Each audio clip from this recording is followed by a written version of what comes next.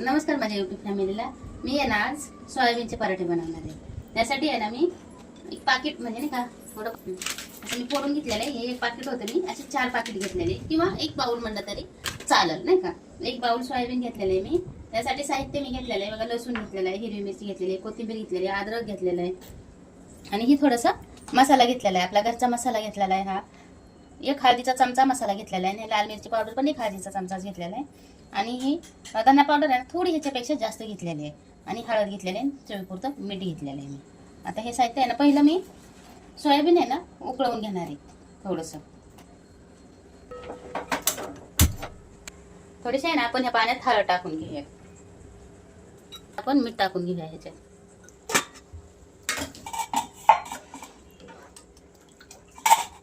आपण गरम होऊ देऊयात पाणी, म्हणजे पटकन नाही कशी असं वापरून निघत पटकन. आता नाले पाण्याला पण ह्याच्यात सोयाबीन टाकून घेऊया.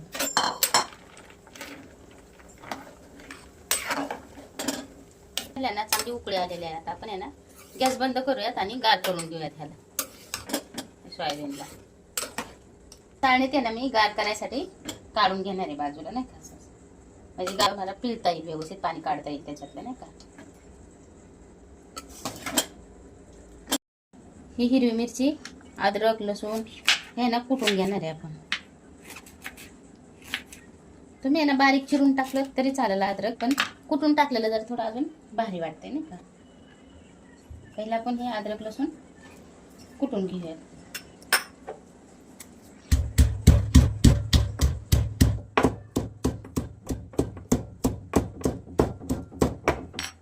त्याच्यात आहे ना आपण बारीक करून कोथिंबीर पण टाकून घेणार आहे. हे धुवून घेतलेली कोथिंबीर आहे बघा मी.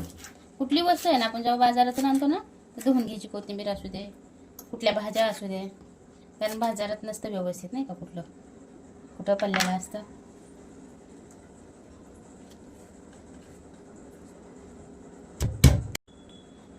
मी आहे ना ह्या अद्रक लसूण पेस्टमध्ये ना मीठ नाही टाकणार आहे, कारण मीठ ही सोयाबीन शिजवतानाच मीठ टाकलं तर मी त्यानुसारच आता मीठ टाकणार आहे मी नाही का सगळ्या ह्याच्यात.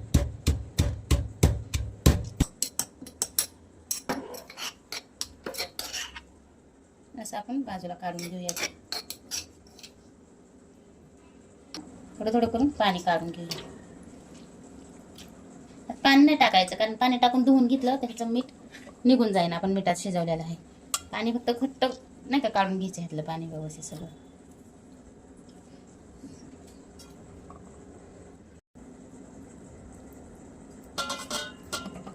पाणी पिळून घ्यायचं त्याच्यातलं नाही ना. ह्यातलं पाणी नाही का पिळून घेतलेलं आहे व्यवस्थित सगळं. आता आहे ना आपण ही मिक्सरमध्ये बारीक करू, कारण हाताने तरी बारीक नाही होणार आहे आपल्याला पाहिजे तसं नाही का असं, आणि खूप वेळ पण लागेल नाही का. तर त्याच्याऐवजी आपण आता मिक्सरमध्ये त्याला बारीक करू. असं जसं दाताखाली राहील ना आपल्याला हे मोठं मोठं, तर खूप छान लागेल मग पराठ्यात नाही का. आपण आहे ना ही मिक्सरमध्येच बारीक करून घेऊया. हाताने बारीक करायला खूप वेळ लागेल ना, तर आपण ह्याला मिक्सरमध्येच घेऊयात बारीक करून. मग आपण असं बारीक करून घेतलेलं आहे सोयाबीन नाही का.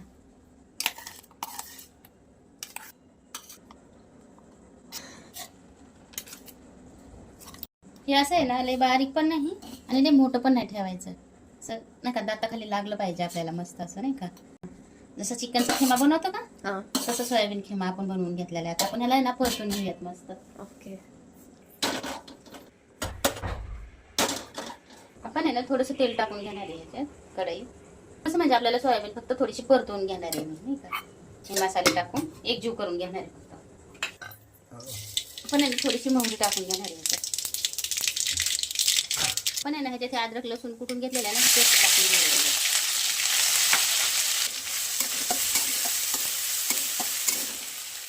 आता हे मसाले पण ह्याच्यात टाकून घेऊयात सगळे.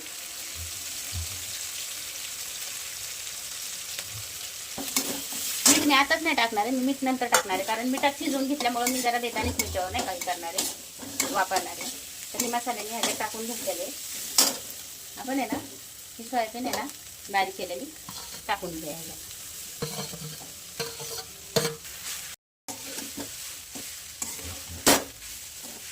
थोडंसंच मीठ टाकून घेणार आहे मी ह्याच्यात. लागलं तर चव घेऊन लागलं तर परत टाकणार आहे मी.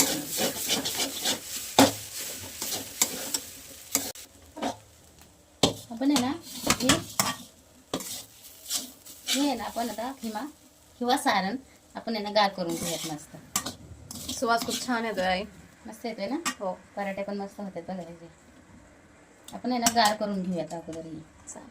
आपण आहे ना ते आपलं सारण गार होऊसपर्यंत आहे ना आपण पीठ मळून घेऊयात.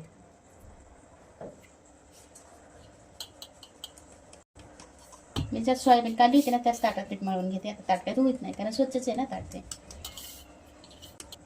आपण आहे ना चवीपुरतं मीठ टाकून घेणार आहे ह्याच्यात. ते बरं का मी गव्हाच्या पिठात मीठ टाकून घेतलेले. जेवढं आपल्याला पीठ नाही का पिठात पाहिजे तेवढं मीठ टाकून घेतलेलं आहे मी. नाही ना असं थोडं थोडं पाणी करून हे पीठ मळून घेणार आहे आता नाही का. आपण नॉर्मल जसं चपातीला पीठ मळतो तसं ना. हो बाळा आपण तसंच मळतोय पीठ नाही का. हा. दररोज कसं आपण चपातीला पीठ मळतो हा. तसंच मळून घ्यायचं पीठ. थोडंसं तेल लावून घेऊया त्याला पिठाला म्हणजे मऊ पडत पीठ नाही का मस्त.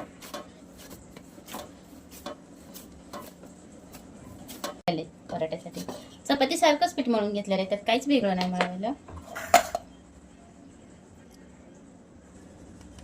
आपण आहे ना थोडीशी ह्याच्यात चिली फ्लेक्स टाकून घेऊया म्हणजे आहे ना थोडीशी चव येईल.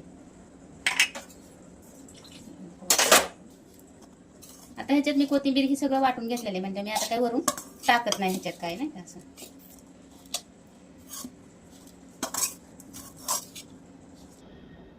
पराठे करायला घेऊया.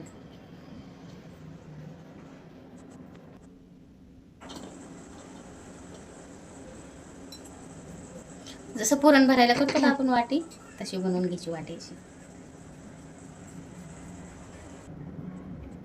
पण आहे ना ह्याच्यात हे सारण भरून घेऊया.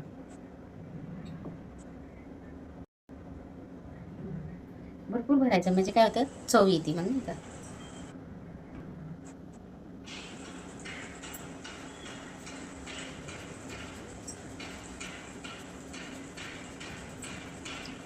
असं आहे ना आपण त्याचं तोंड मिटवून घ्यायचं.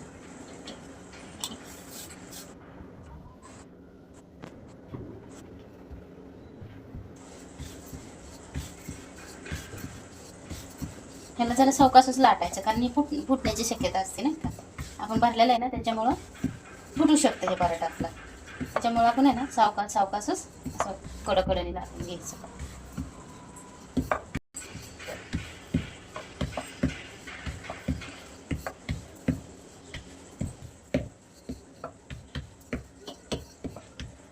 असे पराठे लाटून घ्यायचे. मोठं नको करायला कारण मोठं केलं ना पातळ होईल आणि पातळ झालं तर फुटण्याची शक्यता असते.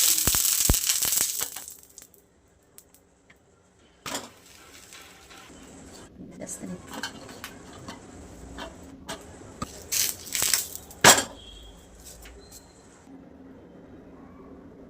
वाटी बनवून घ्यायची नाही का.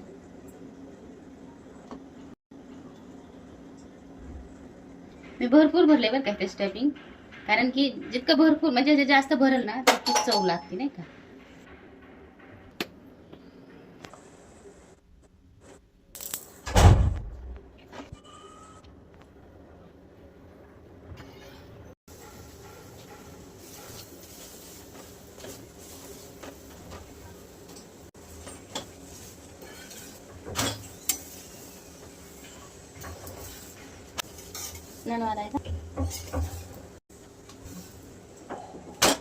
मस्त आपला सोयाबीन पराठा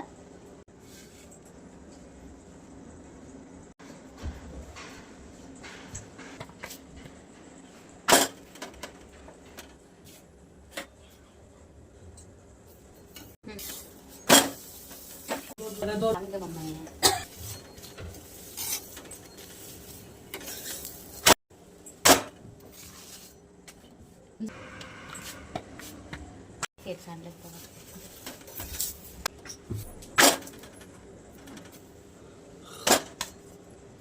हे ना मी 4 पराठे असेच बनवून घेतलेले आहेत बघा मस्त नाही का बनवून घेतलेले.